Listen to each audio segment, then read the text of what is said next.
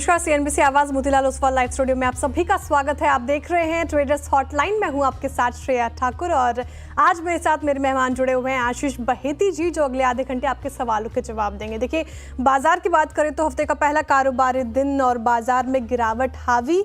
Nifty day लो के आसपास कारोबार करता हुआ 245 अंकों की गिरावट निफ्टी में देखी जा रही है। 22,550 देखिए ये स्तर फिलहाल निफ्टी दिखा रहा है। वहीं बैंक निफ्टी में भी बिकवाली हावी होती हुई 560 अंकों की गिरावट यहाँ पे देखने को मिल रही है 48,401 के लेवल पर। वहीं मिड कैप और स्मॉल कैप में भी बिकवाली हावी। खैर, इस पे और चर्चा करेंगे डिटेल में, साथ ही आपके सवाल भी लेंगे, लेकिन शुरुआत हेडलाइन से। कमजोर ग्लोबल संकेत बाजार पर हावी। निफ्टी करीब 250 पॉइंट फिसलकर 22,600 के नीचे आया। बैंक निफ्टी में करीब 600 पॉइंट की गिरावट। मिड कैप और स्मॉल कैप इंडेक्स भी 1% कमजोर है।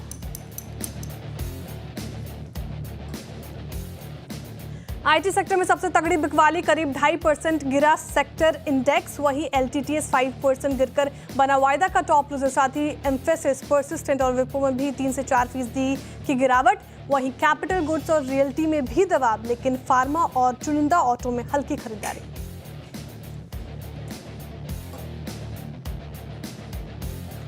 जोमैटो और जियो फाइनेंशियल की निफ्टी 50 में होगी एंट्री। बीपीसीएल और ब्रिटानिया होंगे बाहर। सभी बदलाव 28 मार्च से लागू। इधर फुटसे इंडिया में बीएससी, सीडीएसएल, इंडसइंड बैंक समेत 14 नए शेयरों को मिलेगी जगह।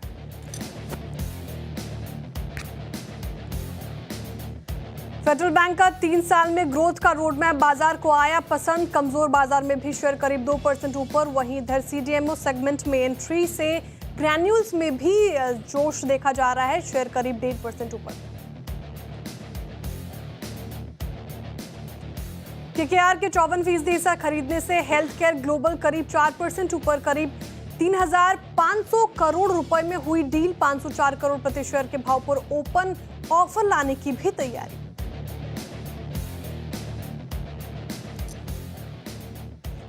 आज सीएनबीसी आवाज की टॉप कॉल्स रही सुपर हिट। आशीष बहेती की प्रेस्टीज में बिकवाली की सलाह रही सटीक। इधर अमित सेठ की परसिस्टेंट में 5,800 के लक्ष्य के साथ सेल कॉल का टारगेट भी हुआ हिट। स्पॉटलाइट में देखें आप तो टाटा कम्युनिकेशन में और कमजोरी का एनालिसिस भी रहा बिल्कुल ठीक, शेयर 2% नीचे।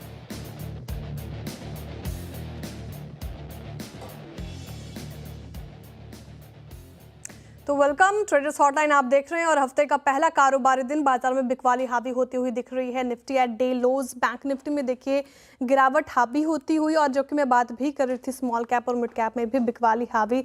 इनफैक्ट अगर आप सेक्टर स्पेसिफिक नज़र दोहराएंगे तो ज़्यादा डेंट आपको देखने को मिलेगा। यहाँ पे देखिए एफएमसीजी सेक्टर, मेटल, आईटी सभी में गिरावट देखने को मिल रही है। पीएसयू बैंक्स, इनफैक्ट सिर्फ फार्मा है जो इन ग्रीन ट्रेड कर रहा है, और ऑटो, क्योंकि कुछ स्टॉक्स में तेजी, तो ऑटो भी इन ग्रेड फिलहाल देखने को मिल रहा है। चलिए आशीष जी को जोड़ते हैं अब इस शो में। Ashish ji, very good morning. ठीक है, माफ़ कीजिएगा, मानस जी हमारे साथ जुड़ रहे हैं आज इस शो में। और मानस जी वेरी गुड मॉर्निंग। जानकारी थोड़ी मुझे गलत मिल गई, आई होप कि आपने माइंड नहीं किया होगा। जिस तरीके से बाजार में फिलहाल देखने को मिल रही है हालात, अभी हमें बिकवाली हावी होती हुई नजर आ रही है, कैसे देख रहे हैं आप मार्केट को? क्या अप्रोच फिलहाल कैसे प्ले करें? गुड मॉर्निंग श्रेया जी।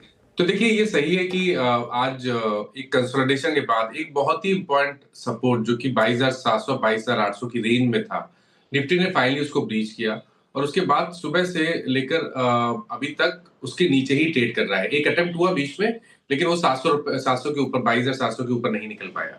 मेरा समझना है कि यहाँ पर गिरावट बढ़ सकती है। मॉर्निंग में मैंने 22,500 की बात की थी, लेकिन मेरा समझना ये है कि शायद 22,375 ये लेवल्स भी निफ्टी आने वाले समय में टेस्ट कर सकता है। अभी भी स्ट्रेटेजी वही रहेगी कि उछाल पे आपको अपनी लॉन्ग पोजीशन से एग्जिट करना है, और एग्रेसिव ट्रेडर ऊपर के लेवल पे शॉर्ट कॉल भी ले सकते हैं। अब अगर आपको शॉर्ट कॉल बनाने हैं तो थोड़ा सा इंतजार करिए, बाउंस बैक पे बिकवाली करेंगे 22,700 के स्टॉप लॉस से 22,375 तक के टारगेट्स पॉसिबल है निफ्टी में। के रीति फिलहाल ये स्ट्रैटेजी और ये लेवल्स आपको इम्पोर्टेंट है आपके लिए, और 22,700 का इम्पोर्टेंट ज़्यादा लग रहा है लेवल इम्पोर्टेंट। लेकिन बैंक निफ्टी में क्या अप्रोच मानस जी, बैंक निफ्टी को कैसे प्ले करें? बैंक निफ्टी में फिलहाल कौन से लेवल्स इम्पोर्टेंट लग रहे हैं आपको? देखिए, बैंक निफ्टी ने भी एक बहुत ही अहम सपोर्ट जो कि 48,500 था, उसको ब्रेक किया, उसके नीचे गया है। लेकिन उसके बाद से देखें तो यहाँ पर कंसोलिडेशन दिख रहा है, यहाँ पर कंटिन्यूएशन सेलिंग प्रेशर का बन नहीं रहा है। मेरे ख्याल से अगर आपके पास लॉन्ग पोजीशन बैंक निफ्टी में है तो फिलहाल के लिए तो उछाल पे आपको निकलना ही है, क्योंकि खरीदारी ट्रेंड पॉजिटिव कहीं से भी नहीं है। मेरे ख्याल से शायद एक दो कुछ देर कंसोलिडेशन के बाद यहाँ पर भी हमें फ्रेश ब्रेकडाउन देखने को मिलेगा, और मेरा समझना है कि जो जनवरी के लोज हैं 47,850 के आसपास बैंक निफ्टी उसको टेस्ट कर सकता है। तो उछाल पे बिकवाली करने की सलाह यहाँ पर भी रहेगी। अगर आप एग्रेसिव ट्रेडर हैं तो उछाल पे बिकवाली करिए और 48,900 के स्टॉप लॉस लगाइए। ठीक है, 48,900 का स्टॉप लॉस, कोई भी उछाल आए तो बिकवाली करने की राय फिलहाल बैंक निफ्टी में भी आपके लिए आती है। चलिए अब हमारे कॉलर्स की तरफ जुड़ते हैं, लेकिन उससे पहले वो नंबर वो आपके पास रख दूं जिसके जरिए आप हमसे जुड़ सकते हैं। आशीर्वाद से लगातार हम गतिशील हैं। एक वर्ष पूर्व निवेश और औद्योगिक विकास की इस यात्रा को रीजनल इंडस्ट्री कॉन्क्लेव के माध्यम से बाबा महाकाल की नगरी उज्जैन से प्रारंभ किया। यह पहली बार रीजनल इंडस्ट्री कॉन्क्लेव की शुरुआत हुई, जिसके अगले क्रम में जबलपुर, ग्वालियर, सागर, रीवा, शहडोल, नर्मदापुरम जैसे संभाग केंद्र तो थे, लेकिन रीजनल इंडस्ट्री कॉन्क्लेव पहली बार जब हुई तो वास्तव में ये एक अलग प्रकार का हमारे लिए उत्साह और उमंग का वातावरण बना। इसी क्रम में हमने इस रीजनल इंडस्ट्री कॉन्क्लेव को और सफल बनाने के लिए देश के अन्य राज्यों में, खासकर मुंबई, कोयंबटूर, बेंगलोर, कोलकाता, पुणे, दिल्ली में इन्वेस्ट इन एमपी के अलग अलग प्रकार के रोड शो का आयोजन किए। न केवल देश में बल्कि देश के बाहर भी अंतर्राष्ट्रीय स्तर पर यूके, जर्मनी और जापान में भी मध्य प्रदेश की विकास गाथा को प्रस्तुत करते हुए आपके नेतृत्व में भारत के बढ़ते कदम से विश्व के लोगों को अवगत कराने का प्रयास किया, जिसका हमको प्रतिसाद बहुत अच्छे प्रकार से मिला है। इस यात्रा में मध्य प्रदेश सरकार देश विदेश के उद्योगपतियों से लगातार सतत संवाद करते हुए उनकी आवश्यकताओं एवं भविष्य की चुनौतियों को हमने समझने का प्रयास किया और निवेश को प्रोत्साहित करने के लिए एक रोडमैप तैयार किया। इसी परिप्रेक्ष्य में हम अपनी निवेश नीतियों और निवेश फ्रेंडली इकोसिस्टम पर लगातार कार्य कर रहे हैं, जिसके आधार पर निवेश प्रोत्साहन के लिए। तो भोपाल में ग्लोबल इन्वेस्टर समिट चल रहा है, पीएम मोदी इसका उद्घाटन करेंगे और मोहन यादव मध्य प्रदेश के चीफ मुख्यमंत्री अभी उसका संबोधित करते हुए। चलिए अब अगले कॉलर की तरफ चलते हैं, और उससे पहले मैं वो नंबर रख दूं जिसके माध्यम से आप हमारे साथ जुड़ सकते हैं, और वो भी स्क्रीन पे आएगा व्हाट्सएप नंबर जिसके माध्यम से आप अपने सवाल हम तक पहुंचा सकते हैं। 7045220000 वो ये नंबर है जिसके ज़रिए आप अपने सवाल पूछ सकते हैं। चलिए सबसे पहले हम चलते हैं हमारे कॉलर की तरफ, और सबसे पहला कॉलर जुड़ रहे हैं हमारे साथ नागपुर से, और गुरबख्श सिंह जी। गुरबख्श जी, वेरी गुड मॉर्निंग सर, आपका सवाल। Very good morning madam. Madam मेरे पास में वेदांता के 100 शेयर हैं 451 के रेट पर, करीब करीब वहीं पर घूम रहा है। ये कभी 15-20 रुपए का लॉस हो जाता है। इनका अभी कंपनी के शेयर अलग अलग होने वाले हैं, तो क्या करूँ, इसको रखूं या सेल कर दूं मैडम? ठीक है, नजरिया आपका लॉन्ग टर्म शॉर्ट टर्म किस लिहाज से आप अपने पोर्टफोलियो? मैं 6 महीने से होल्ड कर रहा हूँ और 1 साल तक और होल्ड कर सकता हूँ। ठीक है, 6 महीने से होल्ड कर रहे हैं, 1 साल तक और होल्ड कर सकते हैं। 451 की खरीद है इनकी, 429 पे कारोबार कर रहा है। 2% का तो डेंट पड़ता नजर आ रहा है, लेकिन 1 महीने में भी देखें तो इसमें गिरावट ही देखने को मिल रही है। मानस जी, चार्ट्स क्या इंडिकेट कर रहे हैं? क्या अभी ये स्टॉक ऐसा है जो होल्ड कर सकते हैं आने वाले 1 साल के लिए, या फिर एग्जिट की राय है? देखिए, फिलहाल के लिए ट्रेंड बहुत क्लियर नहीं है स्टॉक में, क्योंकि जो कंसोलिडेशन पिछले करीब 2 मंथ से, करीब 1.5 मंथ से हम देख रहे हैं, ये कंसोलिडेशन 200 मूविंग एवरेज के आसपास हो रहा है। 400 रुपए में एक बहुत ही इंपॉर्टेंट सपोर्ट है स्टॉक के लिए, तो अगर आपके पास लॉन्ग पोजीशन है तो 400 रुपए के स्टॉप लॉस से पोजीशन में बने रही है। हालांकि फ्रेश खरीदारी की राय 460 रुपए के ऊपर होगी, उसके बाद ही ट्रेंड बुलिश होगा, और अगर 460 का लेवल ब्रेक हुआ तो 500-510 का स्तर बहुत ही जल्द स्टॉक दिखा सकता है। तो फिलहाल 460 का एक लेवल इंपॉर्टेंट, वो अगर ब्रेक हुआ तो एक अच्छी तेजी हम एक्सपेक्ट कर सकते हैं वेदांता में, तो फिलहाल आप होल्ड कर सकते हैं वेदांता को। गुरबख्श जी, चलिए अब अगले कॉलर की तरफ चलते हैं। दिलीप जी हमारे साथ जुड़ रहे हैं सूरत से। दिलीप जी, सुप्रभात सर, कैसे हैं आप? गुड मॉर्निंग मैम, बढ़िया मैम। मैम मेरे पास मैचडॉक के शेयर है 200 1950 के रेट से, तो मुझे मतलब शॉर्ट टर्म और लॉन्ग टर्म दोनों का व्यू पॉइंट चाहिए था। और दूसरा मैम, बजाज फाइनेंस अभी लेने बजाज फिनेंस पे भी आपका सवाल, ठीक है। तो पहले मज़गांव डॉक से शुरुआत करती हूँ। देखिए आज तो आधा फीसदी गिरते हुए बाजार में भी चल रहा है ये, लेकिन जिस तरीके से हमने गिरावट देखी है पूरे ही डिफेंस स्टॉक्स में, मज़गांव डॉक कैसा लग रहा है मानस जी, कैसा प्लेस है ये चार्ट्स में? अभी इनका जो सवाल था वो शॉर्ट टर्म के लिहाज से भी था, लॉन्ग टर्म के लिहाज से भी पूछ रहे हैं। फिलहाल तो प्रॉफिट में क्या लग रहा है, और प्रॉफिट बनेगा यहाँ से, होल्ड करना चाहिए? तो देखिए पिछले 6 महीने अगर आप देखेंगे तो, और आप लॉन्ग टर्म चार्ट पे जाएंगे, ये तो जो ये मूव आपको देखने को मिला है पिछले 6 मंथ में, ये कोई बहुत बड़े करेक्शन को इंडिकेट नहीं कर रहा है, ये कंसोलिडेशन को इंडिकेट कर रहा है। 2800 पे रेजिस्टेंस है, नीचे की तरफ 2000 पे सपोर्ट है। इम्पॉर्टेंट ये है कि 200 मूविंग एवरेज के ऊपर स्टॉक ट्रेड कर रहा है, और अभी पिछले हफ्ते भी स्टॉक ने अपने नवंबर लोज के आसपास सपोर्ट लिया था। आई थिंक यहाँ पर 1900 रुपए के स्टॉप लॉस से पोजीशन को होल्ड करना चाहिए। ऊपर की तरफ सबसे पहले एक 2400 पे रेजिस्टेंस है, फिर करीब 2600 के आसपास रेजिस्टेंस है।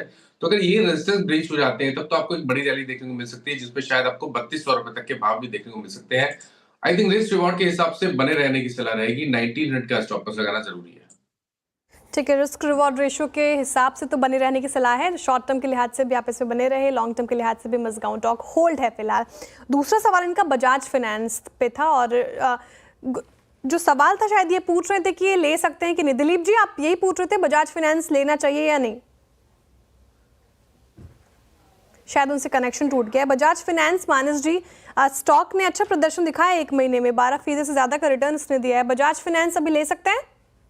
तो देखिए मीडियम टू लॉन्ग टर्म के लिए बजाज फाइनेंस डेफिनेटली लिया जा सकता है, क्योंकि एक बहुत बड़ा कंसोलिडेशन चार्ट्स पे देखने को मिला था। 2021 से हम कंसोलिडेशन देख रहे थे, स्टॉक लगातार 8000 के आसपास रेजिस्टेंस फेस कर रहा था, बट फाइनली अभी कुछ हफ्तों पहले या कुछ आई थिंक 2 मंथ पहले की बात है, स्टॉक ने 8000 का एक बहुत ही अहम आंकड़ा ब्रेक किया था। मेरे ख्याल से ये एक बहुत ही स्ट्रॉन्ग पैटर्न है, और लॉन्ग टर्म चार्ट पे खरीदारी करने की राय रहेगी। मॉर्निंग में मैंने लॉन्ग टर्म के हिसाब से रिकमेंड किया 7950 के स्टॉप लॉस से खरीदारी करनी चाहिए 9300 के टारगेट के लिए।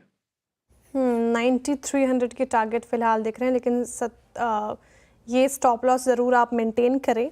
चलिए अब अगला सवाल लेते हैं, और जोगिंदर बख्शी जी हमारे साथ जुड़ रहे हैं दिल्ली से। जोगिंदर जी सत श्री अकाल सर, आपका सवाल। सत श्री अकाल जी, मेरा सवाल है, मेरे पास डेल्टा कॉर्प हैं 100 शेयर, जो मैंने 110 के हिसाब से खरीदे थे, और अभी तो ये काफी नीचे आ गया है, तो इसको मैं होल्ड रख सकता हूँ? मैं 2-3 साल के लिए भी होल्ड कर सकता हूँ इसको? ठीक है, डेल्टा कॉर्प अभी फिलहाल लॉस में है, 14 रुपये प्रति शेयर के लॉस चल रहे हैं, 100 शेयर्स इनके पास, और 6 महीने में देखिए डेल्टा कॉर्प तो 26% की करेक्शन दिखाई है इसने। डेल्टा कॉर्प में चार्ट्स में उतनी स्ट्रेंथ तो नजर नहीं आ रही। मानस जी आपकी एनालिसिस क्या कहती है, डेल्टा कॉर्प में क्या करना चाहिए इनको? देखिए चार्ट्स तो खराब लगते हैं, और किसी भी आप शॉर्ट टर्म में देख लें और लॉन्ग टर्म में देख लें या मीडियम टर्म में देख लें, हर चार्ट्स स्टॉक के खराब लगते हैं। मेरे ख्याल से कभी भी कोई उछाल मिले तो यहाँ पर निकलने की कोशिश करिए, बट फिलहाल क्योंकि आपने लॉन्ग पोजीशन बना रखी है तो 84 का स्टॉप लॉस लगाना जरूरी है। ऊपर की तरफ अगर 102 रुपए के ऊपर स्टॉक निकलेगा तो रिकवरी में शायद 110 तक के भाव दिखा देगा, बट उस रिकवरी में मेरी राय में तो निकलना चाहिए, और फ्रेश खरीदारी अब यहाँ पर 125 रुपए के ऊपर ही करनी चाहिए। कल एग्जिट की सलाह डेल्टा कॉर्प से, और एक फ्रेश खरीदारी करनी हो आपको इस काउंटर में तो 125 के ऊपर ही करे, डेल्टा कॉर्प में एग्जिट की सलाह है। चलिए अब आगे बढ़ते हैं और एक और कॉलर के साथ जुड़ते हैं। साहिल जी जुड़ रहे हैं हरियाणा से। साहिल जी सुप्रभात। Good morning ma'am. जी सर, आपका सवाल।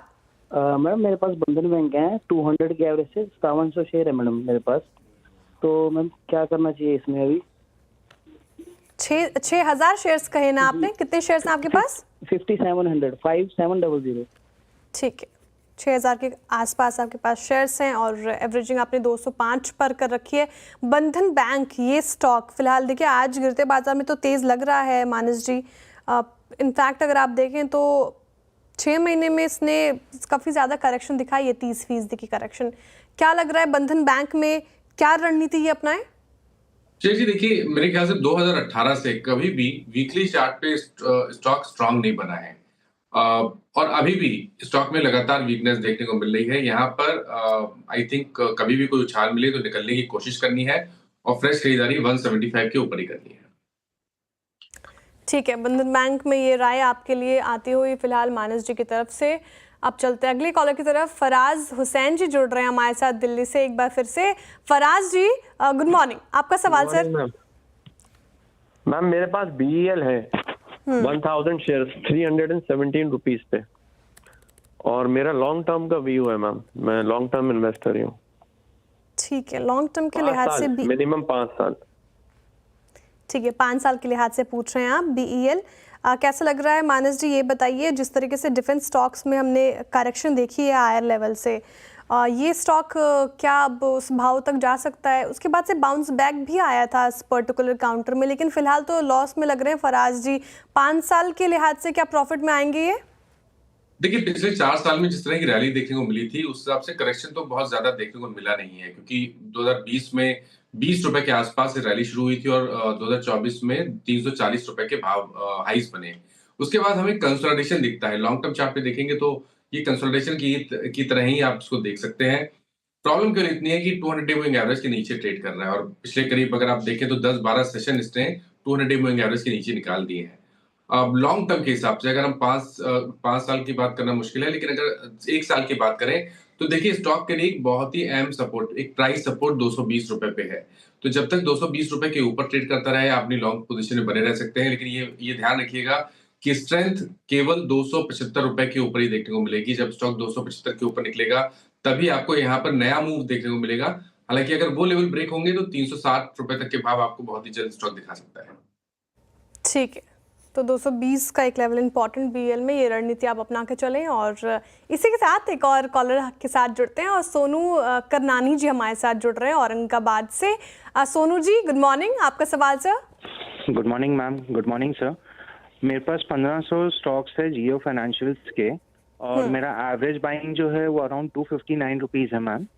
और मैं इसमें लॉन्ग टर्म तक इन्वेस्टेड रह सकता हूँ, अराउंड 3 to 5 ईयर्स तक के। 3 to 5 ईयर्स तक आप रह सकते हैं इसमें। 3 से 5 साल का नज़रिया है। 259 की खरीद इन्होंने कही, और 230 पर भी कारोबार कर रहा है। लॉस में है 28 रुपये प्रति शेयर। जियो फाइनेंस निफ्टी में इंक्लूजन होने के बाद मानस जी, क्या लग रहा है कि स्टॉक भागेगा? लेकिन फिलहाल तो अभी गिर कर ही कारोबार कर रहा है। 2.5% की, माफ़ कीजिएगा, 1.5% के करीब इसमें गिरावट देखने को मिल रही है। जियो फाइनेंस कैसा लग रहा है स्टॉक ये? Good morning Sonu ji. तो देखिए, अगर हम ट्रेंड की बात करें तो ट्रेंड नेगेटिव लगता है, लोअर टॉप लोअर बॉटम बन रहे हैं। लेकिन अब आपको 2 ऑप्शन आपके पास है, या तो आप स्टॉक में बने रहिए और 215 रुपए का स्टॉप लॉस लगा लीजिए, और दूसरा ऑप्शन ये है कि करंट लेवल्स पे स्टॉक से निकल जाइए। तो थोड़ा छोटा मोटा लॉस जरूर होगा, लेकिन क्योंकि स्टॉक डाउन ट्रेंड में है और आपको 3 से 4 दिन में उछाल मिला है, 20 डे मूविंग एवरेज के आसपास स्टॉक ट्रेड कर रहा है, इसलिए मेरी राय रहेगी कि यहाँ पर निकल जाए तो बेहतर रहेगा। और फ्रेश खरीदारी तभी करें जब स्टॉक अब 255 रुपए के ऊपर निकले। ठीक है, एग्जिट की राय है जियो फाइनेंस से। 255 से जब ऊपर आए तभी फ्रेश खरीदारी करें। लेकिन एक डिस्क्लेमर हमारी तरफ से, जियो फाइनेंस हमारी रिलायंस जो हमारी पेरेंट कंपनी उससे एसोसिएटेड है, तो कोई भी खरीद फरोख्त आपको करनी है तो अपने पर्सनल फाइनेंशियल एडवाइजर की सलाह के साथ ही करें। तो चलिए, इसी के साथ रुक रहे हैं एक छोटे से ब्रेक के लिए। ब्रेक के बाद फिर हाजिर होते हैं, आपके सवाल लेंगे। तब तक बने रहिए CNBC आवाज़ के साथ। वेलकम बैक, आप देख रहे हैं ट्रेडर्स हॉटलाइन CNBC आवाज़ पर। चलिए अब अगले कॉलर की तरफ चलते हैं, और थोड़ा सा इंतज़ार करना पड़ा आपको। और अगला कॉलर जुड़ रहा है, सूरत से हमारे साथ जुड़ रहे हैं सुभाष पांडे जी। सुभाष जी, सुप्रभात सर, आपका सवाल।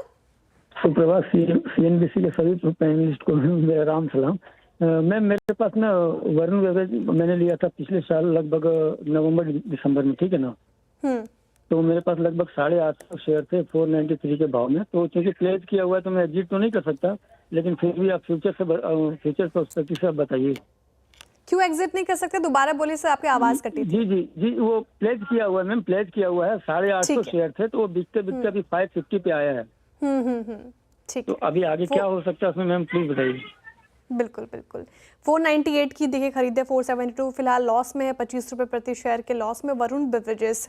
मानस जी, जैसे FMCG स्टॉक्स में हमें करेक्शन देखने को मिली थी, ये भी एक स्टॉक ऐसा है जिसमें अच्छी खासी करेक्शन देखी है, और बजट के बाद से हमें उम्मीद था कि कुछ उछाल आएगा, वो हालांकि आता दिखा नहीं। 1 महीने में 13% के करीब ने गिरावट झेली है। क्या करना चाहिए वरुण बेवरेजेस में फिलहाल सुभाष जी को? तो देखिए, पिछले 2 मंथ में अच्छी खासी गिरावट देखने को मिली है। 660 के आसपास के हाईज थे मेरे ख्याल से जनवरी की स्टार्टिंग में, और अब इस टाइम 460 के लोज बने हैं अभी कुछ दिन पहले। पॉजिटिव ये है कि पिछले करीब 4-5 सेशन से जो गिरावट है वो थमी है। स्टॉक कोशिश कर रहा है बॉटम बनाने की, करीब 450 के आसपास। आई थिंक इतना वेट किया तो थोड़ा वेट और कर लीजिए। अगर आप स्टॉप लॉस लगा सकते हैं तो स्टॉप लॉस लगा लीजिए 450 रुपए का। 450 के नीचे आपको निकलना पड़ेगा, क्योंकि अगर वो लेवल ब्रेक होगा तो नेक्स्ट टारगेट 400 रुपए के आसपास का होगा। और ये भी ध्यान रखना है कि ऊपर की तरफ रेजिस्टेंस है 500 रुपए से लेकर 520 की रेंज में मल्टीपल रेजिस्टेंस दिखते हैं, तो स्ट्रेंथ तभी मिलेगी जब 520 रुपए के ऊपर स्टॉक निकलेगा। अगर उसके ऊपर निकला तब तो फिर आप शायद 580 और 620 तक के भाव भी देख सकते हैं स्टॉक में। 520 का एक रेजिस्टेंस जोन अगर वो ब्रीच करता है तो फिर काफ़ी ज़्यादा स्ट्रेंथ इस पर्टिकुलर काउंटर में रहेगी वरुण बेवरेजेस पे। तो फिलहाल ये रणनीति आप अपना कर चले। मानस जी, वीकेंड में क्या किया? वीकेंड में कुछ खास नहीं, बस थोड़े बच्चों के स्कूल में फंक्शंस थे, उसको अटेंड किया और फैमिली के साथ रहे। जी सर, मैंने भी कुछ खास किया नहीं, मैच देखा और उसका लुत्फ उठाया। खैर, अब कुछ कॉलर्स सोशल मीडिया पे भी वेट कर रहे हैं, तो उनसे भी रूबरू होते हैं और उनके भी सवाल लेते हैं। एक सवाल आ रहा है हिमांशु जी का, आयशर मोटर्स पे पूछ रहे हैं। आयशर मोटर्स एक ऐसा स्टॉक देखे आप जिसमें लगातार स्ट्रेंथ देखने को मिली, ऑटो सेक्टर पे डेंट भी पड़ा था। फ्राइडे को भी हम बात कर रहे थे, थर्सडे को भी बात कर रहे थे, लेकिन आयशर मोटर्स ऐसा स्टॉक जो फिलहाल जिसमें स्ट्रेंथ देखने को मिल रही है, डे हाई के आसपास कारोबार कर रहा है। 5018 के लेवल पर है आयशर मोटर्स। मानस जी, स्ट्रेंथ नज़र आ रही है क्या चार्ट्स में? जिनके पास है आयशर मोटर्स वो बने रहे, और जो सोच रहे हैं कि ऑटो सेक्टर में कोई ऐसा काउंटर जहाँ पे वो एंट्री ले सकें, उस पर भी बात करेंगे, लेकिन पहले आयशर मोटर्स। देखिए, बहुत मुश्किल रहा है आयशर मोटर्स के लिए पिछले 2 मंथ, क्योंकि अगर आपको ध्यान हो तो मेरे ख्याल से जनवरी मंथ की स्टार्टिंग में एक फ्लैग पैटर्न का ब्रेकआउट देखने को मिला था, बड़े कंसोलिडेशन के बाद ब्रेकआउट देखने को मिला था, लेकिन फौरन ही वो फिजल आउट हुआ, लोअर लेवल पे वापस बाइंग इंटरेस्ट देखने को मिला, फ्रेश ब्रेकआउट फिर देखने को मिला था, लेकिन वहां से जो क्रैक देखने को मिला वो बड़ा क्रैक था, करीब 5500 से लेकर 4600 के आसपास तक। अब स्टॉक ने 200 मूविंग एवरेज पे सपोर्ट लिया है, मेरे ख्याल से यहाँ पर बने रहना चाहिए। 4600 का स्टॉप लॉस लगाइए, और स्टॉक अब अगर 5200 के ऊपर निकलेगा तो फिर रैली रिज्यूम हो जाएगी, और उसमें आपको 5500 और 5750 तक के टारगेट्स देखने को मिल सकते हैं। 4600 का स्टॉप लॉस लगाना मत भूलिए। तो ये स्ट्रिक्ट स्टॉप लॉस के साथ अभी फिलहाल आप आयशर मोटर्स में बने रह सकते हैं। मानस जी, मैं सुबह ना ब्रोकरेजेस रिपोर्ट्स बता रही थी, आप उस वक्त मौजूद होंगे, और महिंद्रा पे अभी सारे ही ब्रोकर्स जो हैं वो बुलिश नज़र आ रहे हैं। चाहे जेफरीज की बात करें, सिटी की बात करें, सभी के तरफ से बाई और ओवरवेट की कॉल आ रही है। महिंद्रा में जिस तरीके से करेक्शन हमें देखने को मिली पिछले 10 दिनों में, 14% का डेंट स्टॉक पे पड़ा है। क्या अभी ये स्टॉक अच्छा लग रहा है? जिस तरीके से गिरावट देखने को मिली, वैल्यूएशन कंफर्ट है यहाँ पे, जो चाह रहे फ्रेश बाइंग करना महिंद्रा में, क्या वो अभी इस वक्त कर सकते हैं? तो देखिए, टेक्निकली अगर आप पूछे तो टेक्निकली स्ट्रेंथ नहीं दिख रही है। 2 रीजन है। अगर आप देखिए तो स्टॉक ने जो तेजी थी वो तो करीब सितंबर या अक्टूबर के आसपास वो तेजी खत्म हुई थी। स्टॉक ने 3100 रुपए के आसपास के हाईज बनाए, और उसके बाद पिछले करीब 5 मंथ में अगर आप देखेंगे तो 3100 रुपए के ऊपर निकलना स्टॉक के लिए मुश्किल बना रहा। अब स्टॉक 200 मूविंग एवरेज के नीचे ट्रेड कर रहा है। Lower tops lower bottom daily chart पे दिख रहे हैं।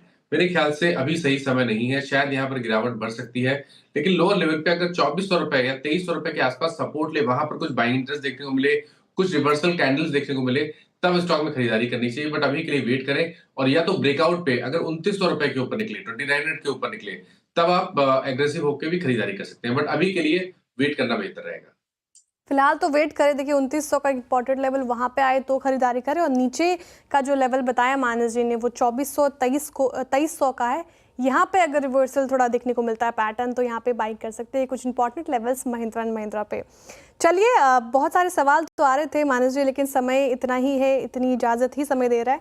बहुत बहुत शुक्रिया सर हमारे साथ जुड़ने के लिए, तमाम सवालों के जवाब देने के लिए। दर्शकों का भी आभार इस तादाद में हमसे सवाल पूछने के लिए। फिलहाल इस शो से इतना ही। अब अगले शो यानी खिलाड़ी नंबर 1 में होगी मुलाकात। आप बने रहिए CNBC आवाज़ के साथ।